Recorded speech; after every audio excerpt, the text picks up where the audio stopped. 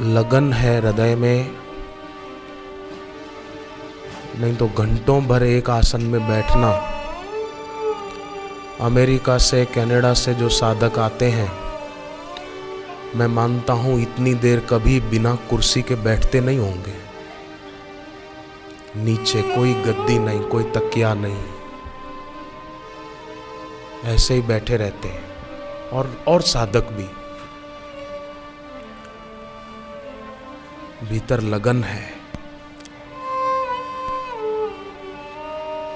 पर उन लोगों की ये दीन दशा है कि जीवन रूपांतरण के संबंध में उनकी समझ बहुत कम हो गई है।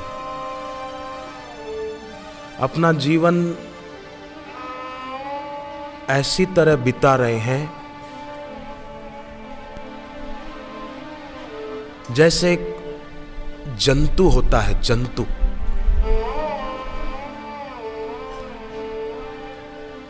पानी को कौन बिगाड़ता है? जल को कौन बिगाड़ता है? जंतु। बैक्टीरिया पड़ जाते तो पीने लायक नहीं रहता।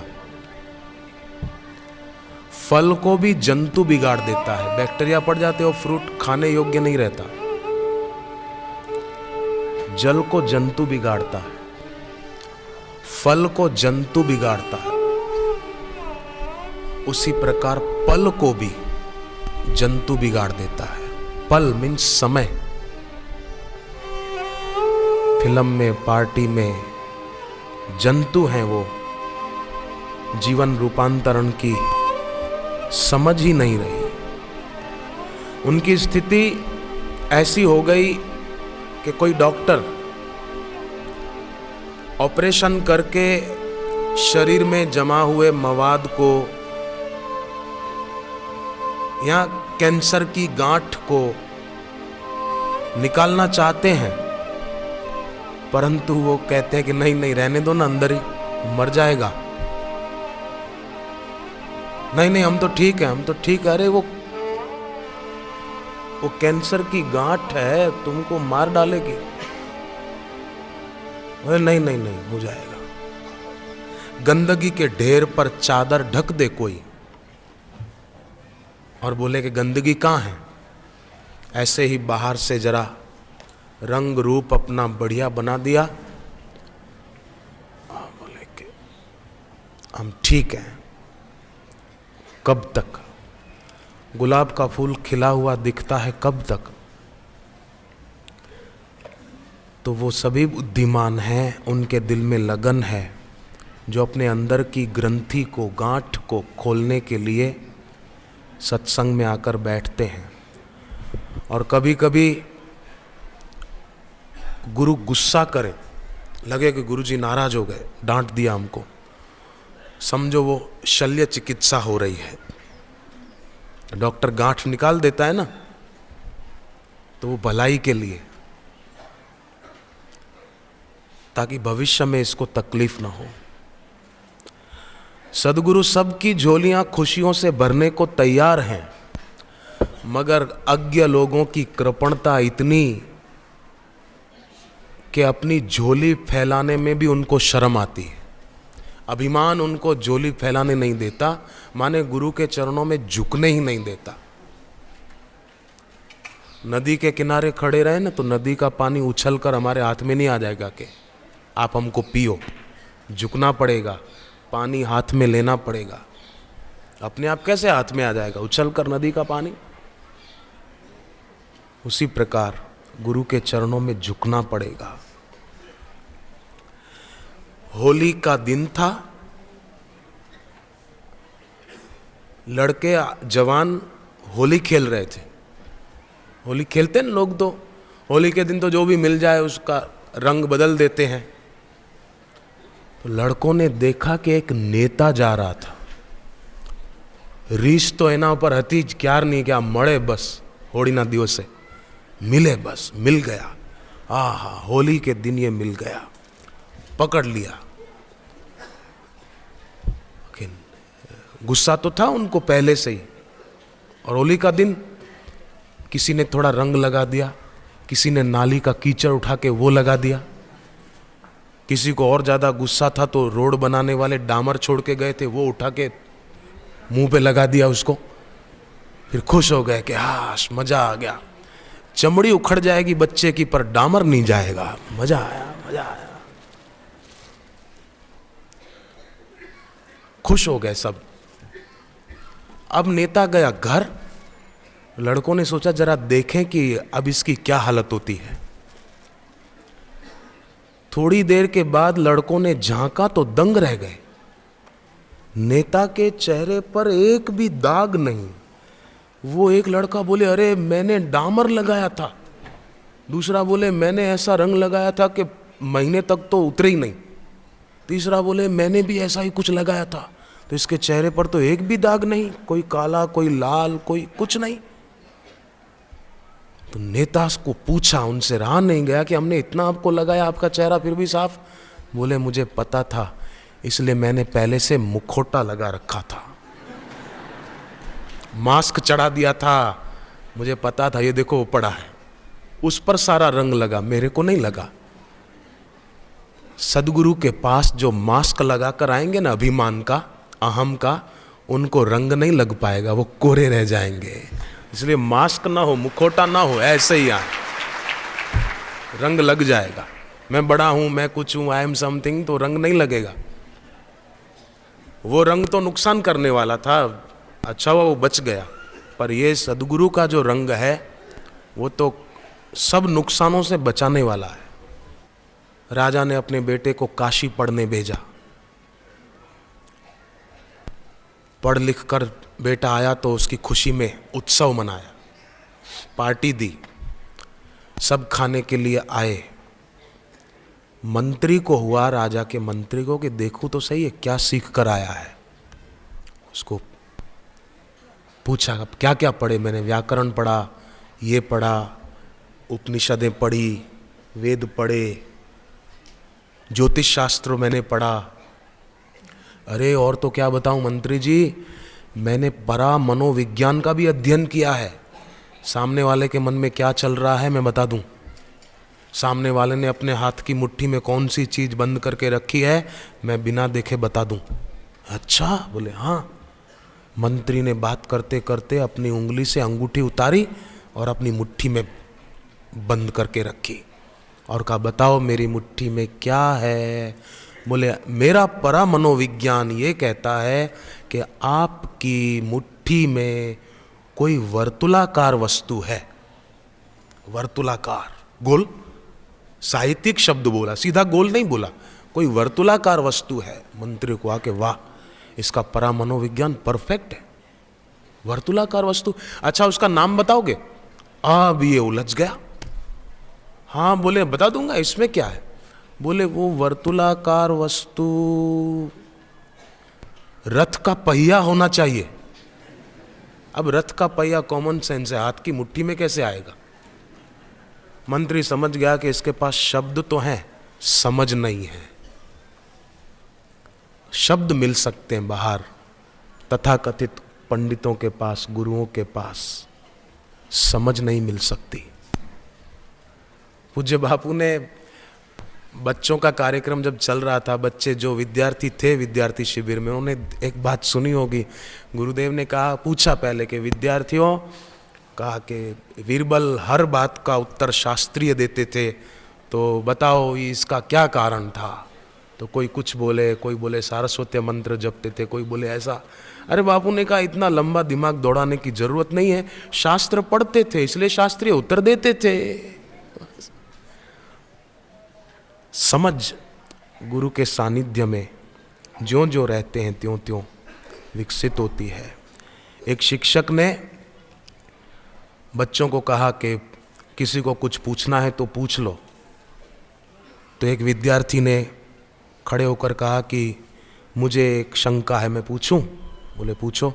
बोले आपने अभी थोड़ी देर पहले मेरी नोटबुक में क्या लिखा? शिक्षक नाराज हो गए, एकदम आंखें मानो अंगारे बरसाने लगी। क्रोध में आकर बोले कि मैंने ये लिखा है कि अपनी हैंड राइटिंग सुधारा करो। अब उसकी खुद की हैंड राइटिंग ऐसी थी कि उसको समझ में नहीं आ रहा था कि क्या लिखा है, और उसको कह रहा है कि हैंड राइटिंग सुधारा करो। अपनी लिखाई सुंदर करो, उसकी खुद की नहीं है, खुद की ज्योत जगी नहीं और दूसरों की ज्योत जगाना चाहते हैं। लुटेरा हो ना, लुटेरा डाकू, वो हमको लूट जाए घर आकर। अमेरिका में भी लुटेरों की कमी नहीं है, हाँ हिंदुस्तान में है अमुक अमुक जगह, ऐसी बात नहीं, अमेरिका में बहुत है। लुटेरा आ जाए, लूट कर ले जाए तो इतना घाटा नहीं होगा, इतना नुकसान नहीं होगा जितना नुकसान एक अज्ञानी गुरु के संग से होगा। बिल्कुल पक्की बात कह रहा हूं, क्योंकि अज्ञानी गुरु अपना एक वाड़ा, एक संप्रदाय में हमको बांधे रखेगा। विशाखापट्टनम में सत्संग था ना बापूजी का, तो एक बहुत बड़े आदमी, विशाखापट्टनम के बड़े संपन्न आदमी, उन्होंने कई बड़ी बड़ी हस्तियों के कार्यक्रम कराए थे विशाखापट्टनम में, पर बोले उनको देखकर मेरा दिल झुका नहीं, मेरा सिर झुका नहीं। पर बापूजी के दर्शन किए न जाने क्यों मेरा सिर अनायास ही झुक गया उनके चरणों में। मैं अपने को रोक नहीं पाया, गिर पड़ा। स्पाइस जेट एयरलाइन है हिंदुस्तान में। अहमदाबाद से बापूजी दिल्ली जा रहे थे, तो हम लोग गए।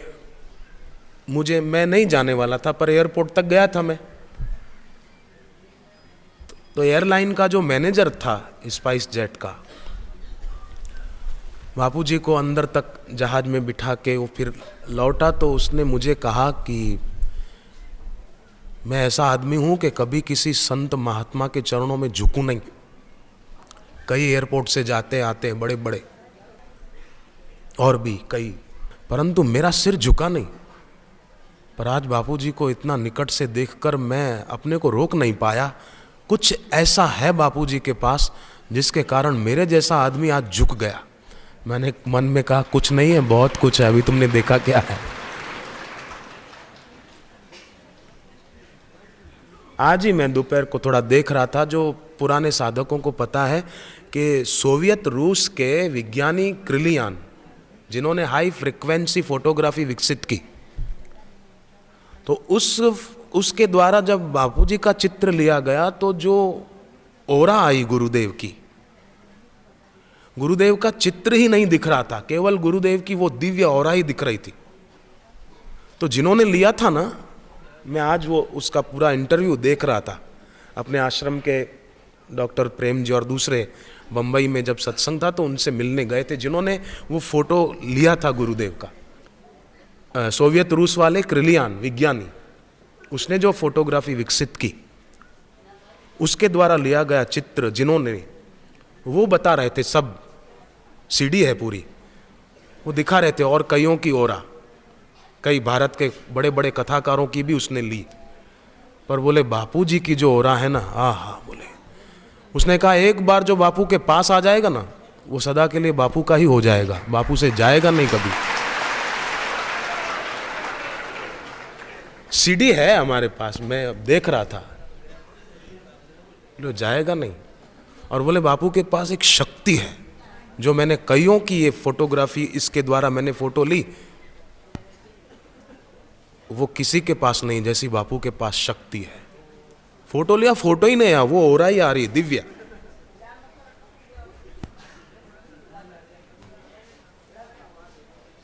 तो केवल पर्ची से या कोई बातों से या शब्दों से काम नहीं होता।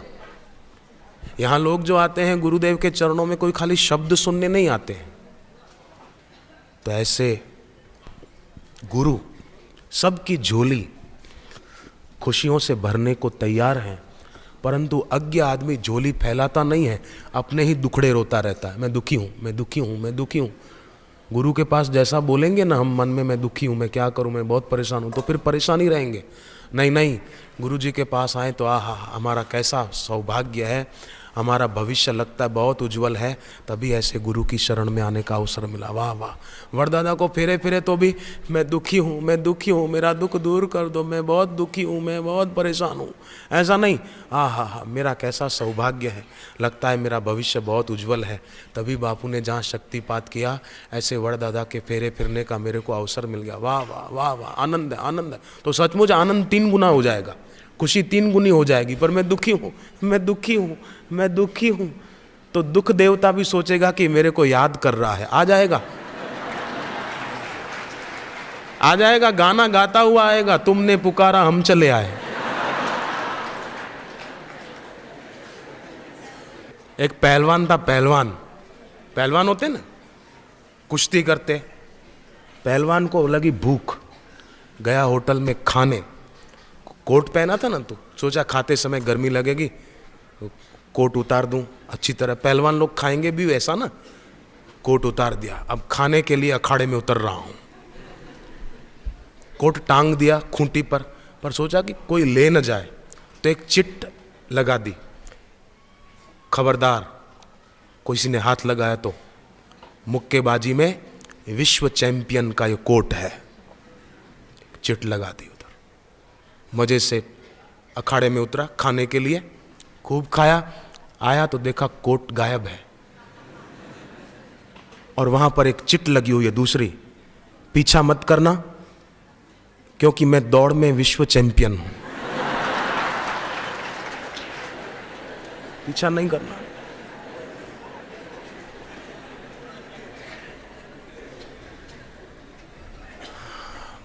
पति ने पत्नी को कहा कि मुझे सुबह 4 बजे जाना है, लिख कर दी, क्योंकि बोलते नहीं थे, आप अबोला आता बनने, बोलते नहीं थे, चिट्ठी लिख कर दी कि मुझे सुबह 4 बजे जगाना, 5 बजे ट्रेन पकड़नी है। पत्नी ने चिट्ठी पढ़ी, इशारा किया, सो गया वो पतिदेव। पत्नी उठी, चिट्ठी लिखी 4 बजे, 4 बज गए हैं, पूज्य पतिदेव कृपा आप करके आप उठिए, नहीं तो आपकी ट्रेन चली जाएगी। आपकी आज्ञाकारिणी पत्नी। चिट्ठी पति जहां सो रहे थे तकिए के पास रख दी, फिर जाके सो गई।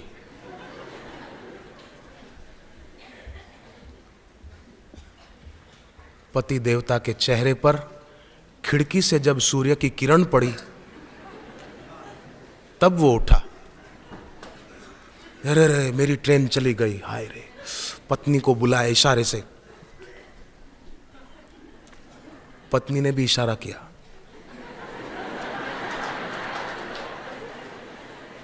अब आप बताओ, आपके तकिए के पास कोई चिट्ठी लिखकर रख दे तो क्या हम जाग पाएंगे? आदमी भले अलार्म सेट करके सोए, घंटी बजे तो नींद कहेगी सो जा सो जा, अलार्म की घंटी नहीं, मंदिर की घंटी बज रही है, सो जा सो जा सो जा। तो उसका भी अपना प्रभाव है, अज्ञान रूपी निद्रा का अपना प्रभाव है। ये अज्ञान की नींद, मोह की नींद जो कहो तभी टूटेगी जब ऐसे गुरु जिनके पास अपना बल है, जो स्वयं जगे हैं, उन्हीं का सतुपदेश, उन्हीं की वाणी वो हमको जगा पाएगी।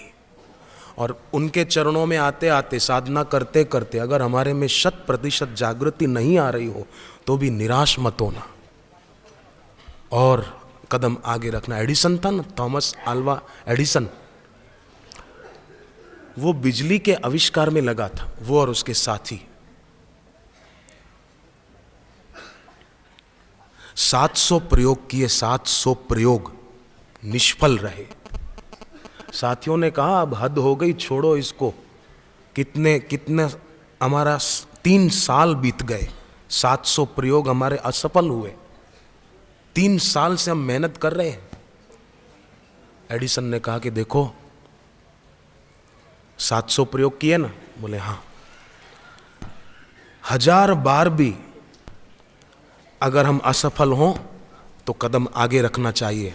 अभी तो हम खाली 700 प्रयोगों में असफल हुए हैं, 300 बाकी हैं, फिर देखा जाएगा।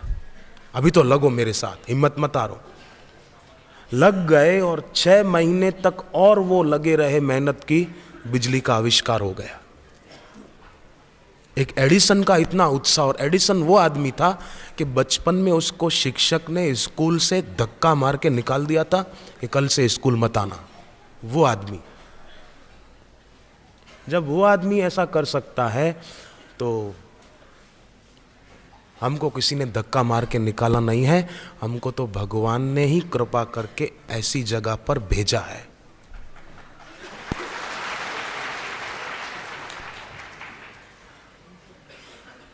तो फिर किस बात की चिंता। और गुरुदेव हमारी झोलियां खुशियों से भरने को तैयार हैं, फिर हम क्यों अपनी तरफ से देर करें। हम अपनी तरफ से देरी न करें, हम अपनी तरफ से अपनी पूरी दिखाएं। अच्छा एक बात बताओ, हर आदमी पैसा तो चाहता है, धन तो चाहता है, उसके बिना काम नहीं चलेगा ना। मुझे भी ट्रेन में बैठना हो, यहाँ से बम्बई जाना हो तो टिकट लेनी पड़ेगी, बिना टिकट के वो कैसे काम चलेगा। तो टिकट के लिए पैसा चाहिए। तो पैसा सब चाहते हैं, पर पैसा किसी को नहीं चाहता। चाहता है? डॉलर सब चाहते हैं, डॉलर किसी को नहीं चाहता। फिर भी हम मेहनत करके पैसा पा लेते हैं।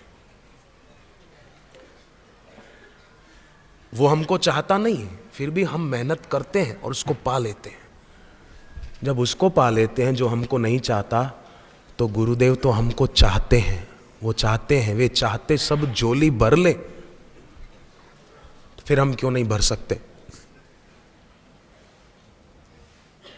जो हमको नहीं चाहता उसको पा लेते हैं, जो चाहते हैं उनको पाने में क्या कठिनाई है। हम अपनी तरफ से कृत संकल्प हो जाएं। एक सेठ था, रात को 3 साढ़े 3 बजे तक क्लबों में डांस देखना, वाइन पीना, नॉनवेज खाना करता था, और फिर देर तक सोया रहता था, 11-12 बजे तक सोया रहता, और उस कारण हो गया बीमार। डॉक्टरों ने काफ़ी इलाज किया, आखिर डॉक्टरों ने कहा कि आप रात को जल्दी सोइए और सुबह जल्दी उठिए, सुबह का समय आप सोने में मत गंवाइए, तो आपकी तबीयत अच्छी हो जाएगी। पर वो माना नहीं, अकड़ू जो था। डॉक्टर ने फिर प्यार से समझाया, बोले ठीक है, अच्छा मैं उठ जाऊंगा। आप कहते हो 6 बजे उठ, मैं 6 बजे उठूंगा। परिवार के लोग खुश हो गए। डॉक्टर गए, अपने नौकरों को बुलाया, मेरे कमरे की सारी खिड़कियों पर ये वाइट पर्दे जो हैं, या कोई क्रीम कलर के पर्दे, वो सब हटा दो, काले पर्दे लगा दो चारों तरफ। और दूसरा काम ये करना कि जब मैं उठूं तभी पर्दे हटाना, क्योंकि जब मैं उठूं तभी मेरे लिए सूर्योदय हुआ, ऐसा मैं मानूंगा। और जब मैं उठूं तो घड़ी के कांटे में 6 बजा देना, कांटा घुमा देना, भले 10 बजे हो पर तुम कांटा घुमा देना, 6 बजे हैं। देखो, लोग चालाकी से, बेईमानी से किसी की बात का कोई भी अर्थ लगा लें। डॉक्टर तो भला चाहते थे, पर उसने अर्थ अपने ढंग का लगाया। ऐसे ही गुरु भला चाहते हैं, पर कोई आदमी अपने ढंग का अर्थ लगाकर अनर्गल बात करे तो इसका दुर्भाग्य है। पर साधक अपने ढंग का सही अर्थ लगाकर अपना विकास करें, वो बात अलग है। तो साधक तो सही अर्थ लगाते हैं, पर जो ना समझ होते हैं ना, वो फिर उस आदमी की तरह अपना अर्थ लगाते हैं। इसीलिए बुद्धिमानी इसी में है कि हम सही अर्थ लगाएं। भगवत गीता में भगवान ने कहा, शुचौ देशे, पवित्र स्थान में जाकर बैठो। इससे बढ़कर पवित्र स्थान हमको कहाँ मिलेगा। स्वाभाविक ही जो शुद्ध स्थान है, ऐसा स्थान कहाँ मिलेगा, कहीं नहीं मिलेगा। तो ऐसे स्थान पर भगवान ने कहा, आसन स्थिर करके बैठें और आसन अपना हो, दूसरे का नहीं। आसन शुद्ध हो, खाने के लिए बैठे तो भी वही आसन बिछा के बैठे, ट्रेन में बैठे तो भी वही आसन बिछा के बैठे, और घर पे जप ध्यान करने बैठे तो वही आसन बिछा के बैठे। आसन अपना हो, शुद्ध हो, पवित्र हो। मुसाफरी में साथ ले गए हों तो घर जाएं तो फिर उसको धो दिया जाए, शुद्ध कर लिया जाए। उस आसन पर बैठने से ठीक रहता है। और आसन पर बैठकर सबसे पहले हम दृढ़ निश्चय करके बैठें। दृढ़ निश्चय होकर बैठने पर भी अगर संसार का चिंतन आए तो ये सोचें कि ये मेरा किया हुआ नहीं है, अपने आप ये बेकार का व्यर्थ चिंतन आया, अपने आप जाएगा, मुझे इससे क्या। हम तो हरि ओम।